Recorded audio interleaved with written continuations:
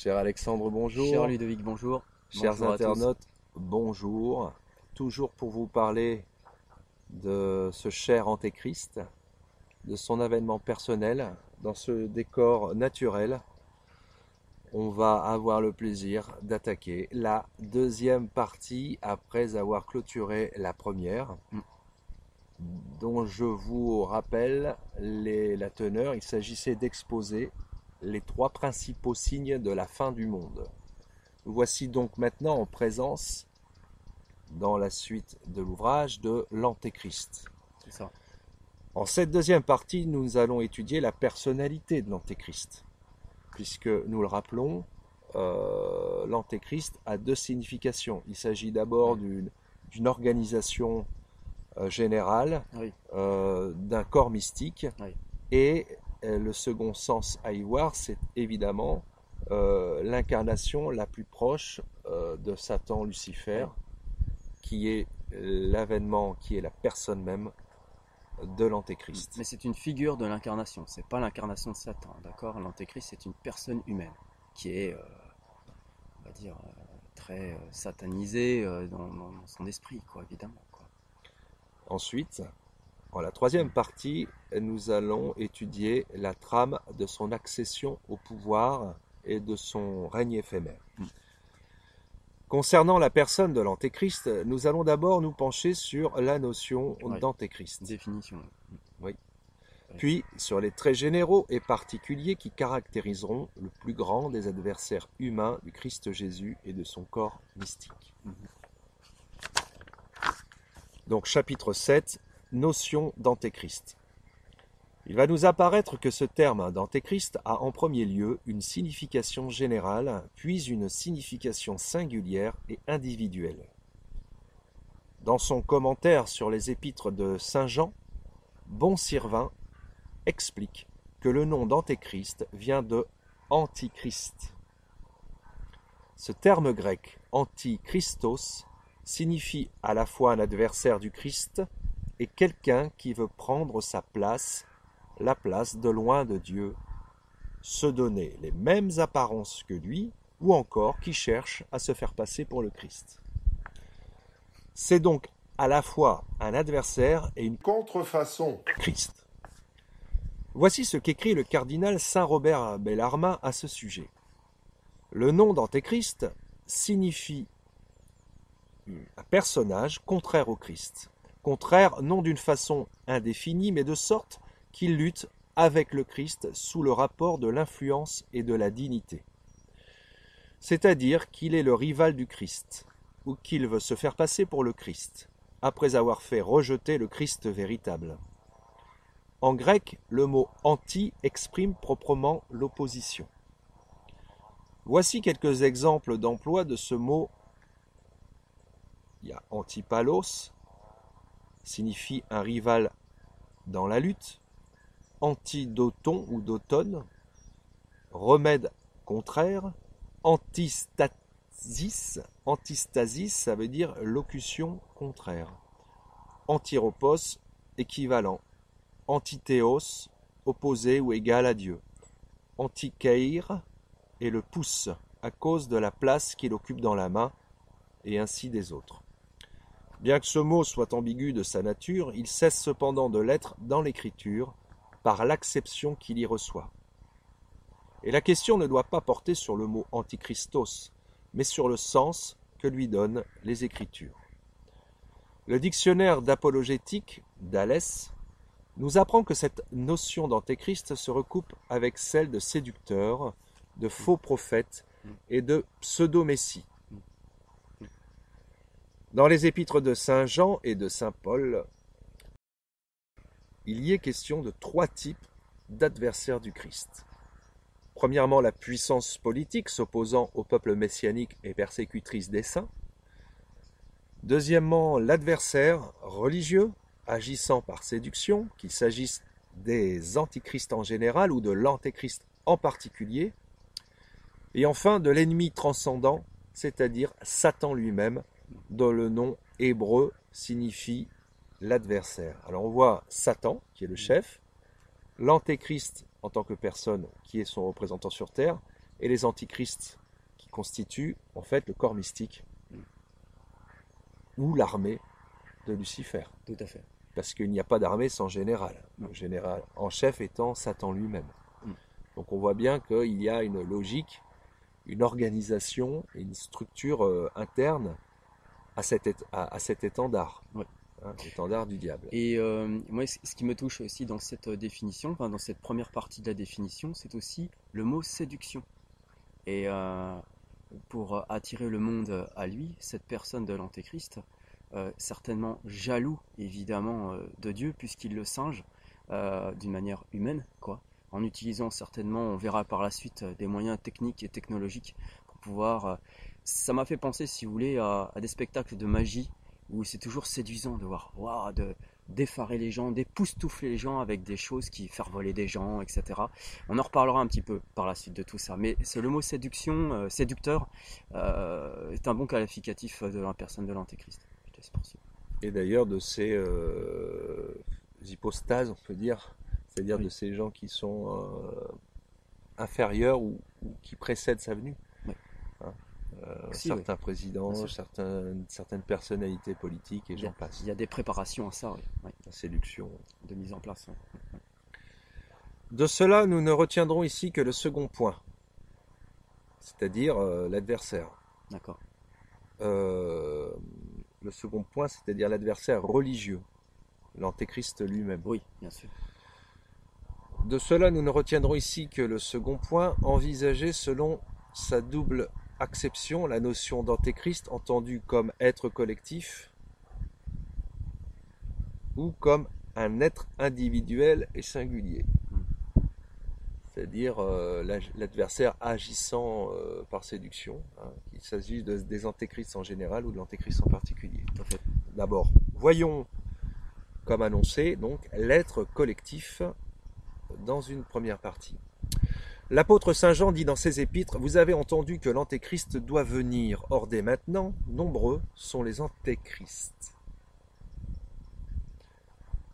J'estime quant à moi que tous les hérésiarques sont des antéchrists, qui enseignent au nom du Christ des choses qui sont opposées au Christ.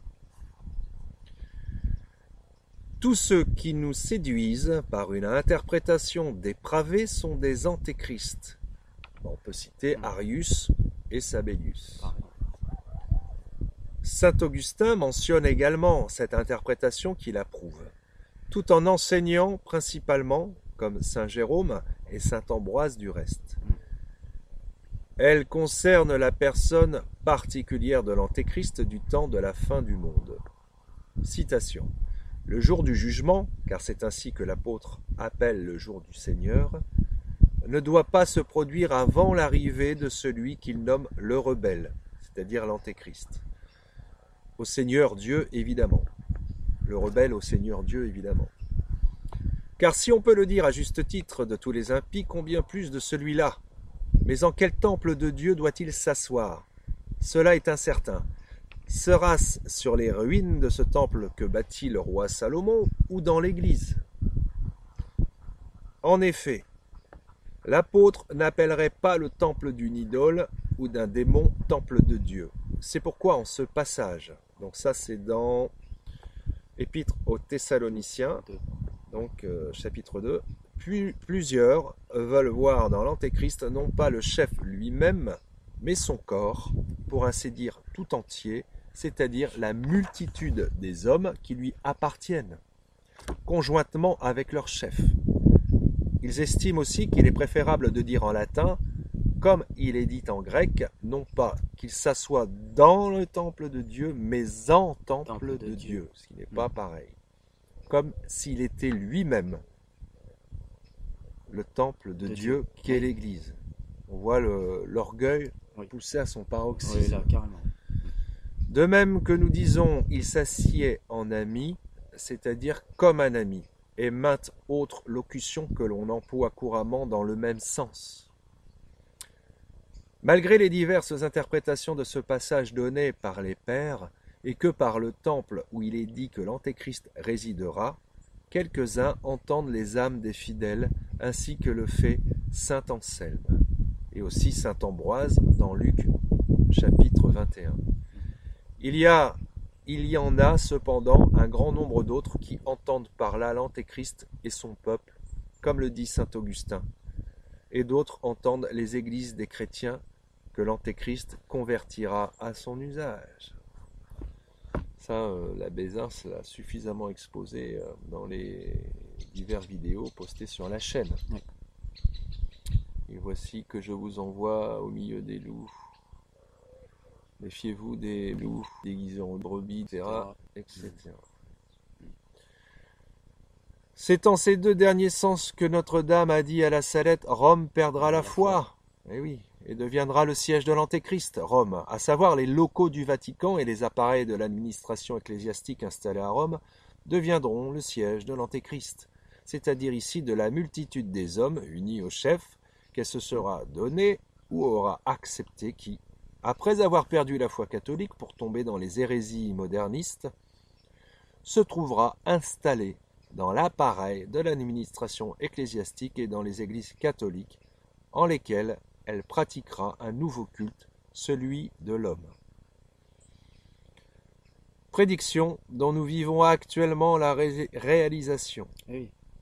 Saint Jean Chrysostome enseigne de même. On va pas citer ici tous les exemples de ce qui se passe dans la secte moderniste au Vatican, puisque l'abbé l'a déjà fait dans les autres vidéos. Il siégera dans le temple de Dieu, non pas dans le temple de Jérusalem, mais dans le temple de l'Église. Des textes des épîtres de Saint Jean et de Saint Paul, Bonsirvin et Amyot déduisent donc justement que le terme d'Antéchrist désigne un personnage collectif personnifiant les ennemis du Christ. Une collectivité, voire une puissance politique combattant le Christ et ses saints. Mais là où nous ne pouvons plus suivre ces deux auteurs, et beaucoup d'autres avec eux, c'est quand ils semblent, ils au pluriel, mettre en doute, ou nient expressément, l'interprétation de ce terme d'antéchrist dans le sens d'un être individuel et singulier. Oui, c'est vrai que ça ressemblerait à un scénario de film fantastique, et voir un personnage du grand méchant, le cinéma ou la bande dessinée nous y a habitués. Oui. Donc, envisager l'antéchrist comme un brouillard maléfique, c'est déjà beaucoup plus vaporeux, dirais-je. Oui. C'est moins ancré dans le réel, puisque c'est un peu comme le vent qui balaye le visage, on ne peut pas le saisir, puis on peut, pourquoi pas, passer à travers. Tandis que là, il s'agit vraiment d'un glaive maléfique planté sur le sol terrestre et qui va diriger d'une main de fer son petit monde, n'est-ce pas? Ouais. Il s'agit, disent ces deux auteurs, donc d'une force collective plutôt que d'une personne définie, suggérant par là même que l'antéchrist du temps de la fin du monde ne serait qu'une image, un symbole de l'état athée et antichrétien et non un individu humain. Interprétation qui est très en vogue de nos jours et qui n'est erronée et même contraire à la révélation. Elle n'est erronée qu'en tant qu'elle en vient à nier le caractère singulier et personnel de l'homme d'iniquité, du fils de perdition. Ouais. L'homme d'iniquité, expression tirée des épîtres aux Thessaloniciens. Les fils de perdition, également tirée des épîtres. Car en vérité, le terme d'antéchrist implique l'une et l'autre de ces interprétations. Donc il n'y a pas incompatibilité, il y a deux sens à envisager, comme l'enseigne saint Jean Damascène. Le mot antéchrist est composé de anti, qui marque l'opposition donc, et de Christos ou Christ. Dans le sens général, il qualifie tous ceux qui nient la divinité ou l'humanité de Jésus-Christ. Dans le sens particulier, il dénomme l'infâme scélérat qui doit souiller la terre de ses crimes à la consommation des siècles. Tous les auteurs qui ont traité de l'antéchrist conviennent que, de même que le nom du Christ a deux significations dont l'une représente proprement le Christ singulier, parfait, qui est Jésus-Christ, Jésus de Nazareth, et l'autre exprime communément tous ceux qui ont quelque rapport avec le Christ quant à l'onction, comme les prophètes, les rois et les prêtres, que l'Écriture appelle des Christs. Comme le diable singe Dieu, il organise son armée de la même façon. Ouais. Mais la substance des enseignements est diabolique. Mais carrément, oui. C'est l'inversion organisée. C'est ça. C'est l'armée de l'inversion, si C'est vous ça. voulez. Et donc l'étendard qui est opposé à cette armée de l'inversion appelle ses soldats des Christ. C'est logique, Oui. en même temps. De même aussi, parfois, le nom d'Antéchrist s'entend d'un ennemi particulier et acharné du Christ. Parfois, de tous ceux qui combattent le Christ d'une manière quelconque. Citation, vous avez entendu que l'Antéchrist doit venir, or dès maintenant nombreux sont les Antéchrists. Autrement dit, vous avez appris que l'Antéchrist viendra, et aujourd'hui, bien que cet Antéchrist particulier ne soit pas encore venu, il n'y en a pas moins beaucoup de séducteurs que l'on peut nommer des Antéchrists. Je dis et affirme que, bien que le mot Antéchrist de par l'étymologie signifie opposé au Christ, et qu'ainsi, conformément au témoignage de saint Jean, tous les hérétiques sont des Antéchrists, il n'en est pas moins certain et de foi que l'Antéchrist sera un homme particulier et une véritable personne singulière, dont le nom est encore inconnu et qui pour cela est appelé par antonomase l'Antéchrist, en tant qu'il sera le plus grand des ennemis du Christ. On comprend bien aussi, juste une petite parenthèse, avec cet exemple qu'a pris l'abbé sur un prêtre schismatique de la fraternité Saint-Pédis qui a osé dire le pape antéchrist. C'est odieusement blasphématoire à l'encontre évidemment du souverain pontife, mais est ô combien contradictoire et enfin, ça peut mener, c'est une genre de phrase qui peut mener à la schizophrénie pour les pauvres fidèles, quoi. C'est voilà. Et de là se profile un petit peu, puisqu'on y arrive progressivement, se profile peu à peu son profil qui se laisse deviner chez certaines personnalités. Que ce soit les gens qui donnent des solutions de type civilisationnel, avec un caractère spirituel, avec cette dimension spirituelle qui séduit tant d'internautes, parce qu'on va parler d'éveil collectif, on va parler de bien-être, de bien-être, que ce mal va constituer une espèce d'éveil comme un égrégore, c'est très gnostique ça, que chacun a la lumière en lui et que l'addition de ces lumières va donner un être collectif. Donc ça c'est pour la partie spirituelle. Et puis pour ce qui est de la main de fer, de la schlag, on voit par exemple avec le gouvernement actuel l'absence totale d'empathie pour le petit peuple de France, pour le pays réel. Certes. Donc on voit très bien la synthèse s'opérer entre ce deux types de personnalités que Internet expose pour ce qui est de la spiritualité, parce qu'on parle très peu de spiritualité dans les chaînes de télévision classiques. On sait plus du journalisme ou d'actualité politique. On voit très bien que le profil commence à émerger là. Il y a des annonces et des signes. Alors, en effet, ces deux interprétations, bien loin de s'opposer, de s'exclure, se complètent admirablement, comme le montre saint Thomas. Citation, tous les autres mauvais qui le précéderont sont comme des figures de l'Antéchrist, conformément à ce que dit l'apôtre. D'ores et déjà s'opère le mystère d'iniquité, dont les pères, et notamment l'abbé Zins, qui en est l'écho, a dit que ce mystère d'iniquité était contenu par un verrou qui était la papauté, retenu par le pape. Donc s'il n'y a plus de pape actuellement, il n'y a plus de verrou. C'est logique. Les écuries d'Augias. Enfin, deuxième partie, on va parler de l'Antéchrist en tant qu'être individuel. Donc ça, il s'agit du père Peg. Un passage très intéressant.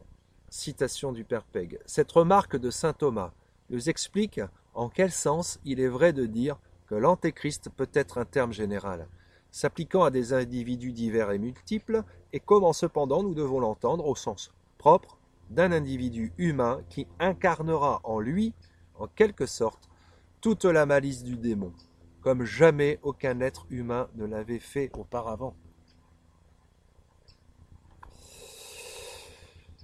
Eh oui, de fait, tout le commentaire de saint Thomas sur le discours eschatologique de Jésus, son opuscule 68 sur l'Antéchrist, suppose entendu cette notion individuelle de l'Antéchrist, comme du reste, tous les pères et docteurs de l'Église parlant de l'Antéchrist l'entendent.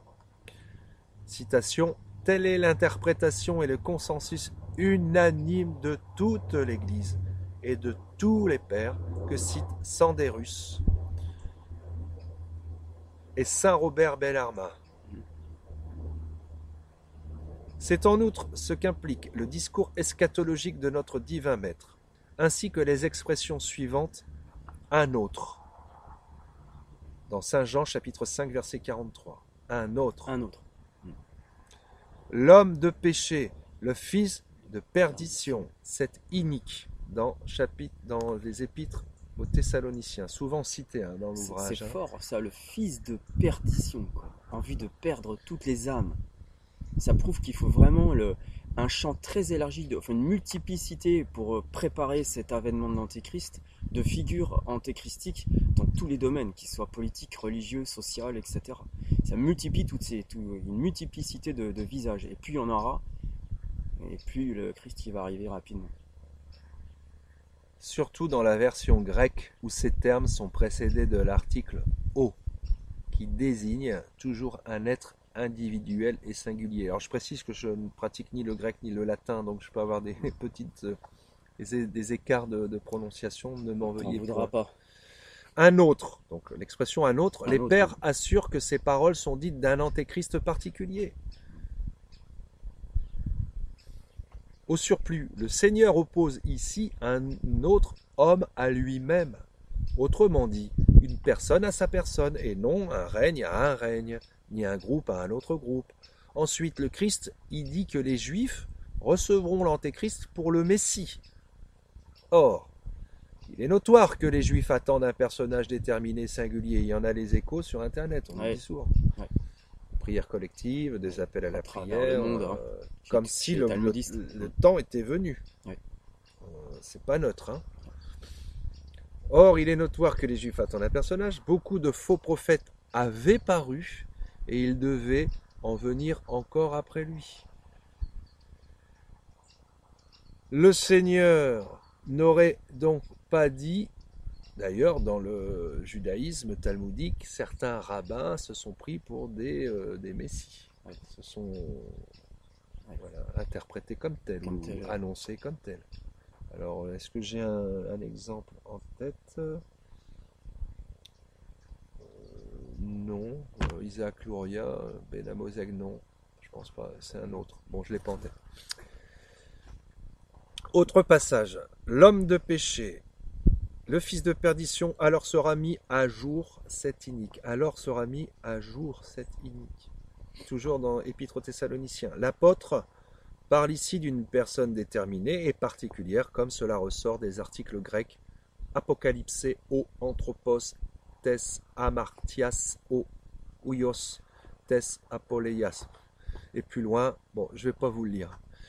Car, selon l'observation de saint Épiphane, les articles grecs restreignent la signification à un objet déterminé, de sorte que anthropos signifie un homme en général, tandis que anthropos désigne un homme en particulier. Au sujet des deux acceptions du mot antichristos dans les Écritures, cela apparaît très clairement en Jean 2, 18. Alors je ne vais pas vous le lire, parce que c'est du grec. Ça va être du yaourt. L'article est ici placé devant le terme, désignant l'antéchrist proprement dit, tandis que le second, pris dans le sens commun, est sans article. D'où l'importance de la précision des traductions, pour ne pas avoir de fausses interprétations qui peuvent avoir des conséquences graves. En guise de récapitulation et de résumé de cette question, penchons-nous pour finir sur la remarquable démonstration de saint Robert Bellarmin. Citation. De même que l'on entend de deux manières le nom de Christ, tantôt et proprement pour le Christ par excellence et unique qu'est Jésus de Nazareth, tantôt d'une façon générale pour tous ceux qui possèdent une similitude avec le Christ en raison de leur onction, ainsi les prophètes, les rois et les prêtres, qui sont tous appelés des Christ. Citation, ne touchez point à mes Christ. En ce sens sont aussi désignés tous les baptisés oints avec l'huile royale et sacerdotale du Saint-Crème. Et pour cela appelés chrétiens. Ça vient de là. C'est intéressant. Hein, ça vient de Saint-Crème, baptisé chrétien. L'huile royale et sacerdotale du Saint-Crème. De même, le nom d'Antéchrist est employé tantôt et proprement pour l'ennemi particulier et par excellence du Christ, dont il est question en Thessaloniciens 2, Jean 5, verset 43. Et ailleurs, tantôt selon un sens général pour tous ceux qui, d'une manière ou d'une autre, combattent le Christ. On lit en effet en Jean 2, 18, « Mes petits enfants, c'est la dernière heure, et selon que vous avez entendu que l'Antéchrist vient, néanmoins, d'ores et déjà, beaucoup sont devenus des Antéchrists. C'est pourquoi nous savons que c'est la dernière heure. » Autrement dit, vous avez entendu dire que l'Antéchrist doit venir dans le futur, mais dès à présent, bien que cet Antéchrist singulier ne soit pas encore venu, beaucoup de séducteurs sont cependant déjà venus, qui peuvent être aussi nommés des Antichrists. Que l'Antéchrist doive être un homme particulier se trouve à partir de toutes les Écritures et de tous les pères qui ont traité de l'Antéchrist.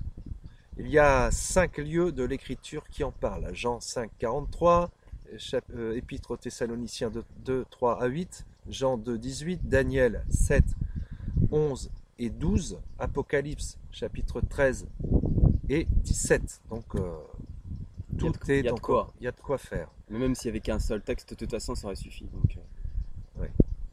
Cela est également démontré par les pères, qui, d'un commun consensus, enseignent au sujet de l'Antéchrist, d'abord qu'il sera l'instrument de prédilection du diable, au point qu'habitera en lui corporellement toute la plénitude de la malice diabolique.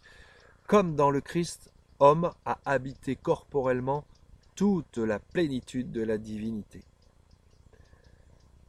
Enfin, que l'Antéchrist ne régnera que 3 ans et demi.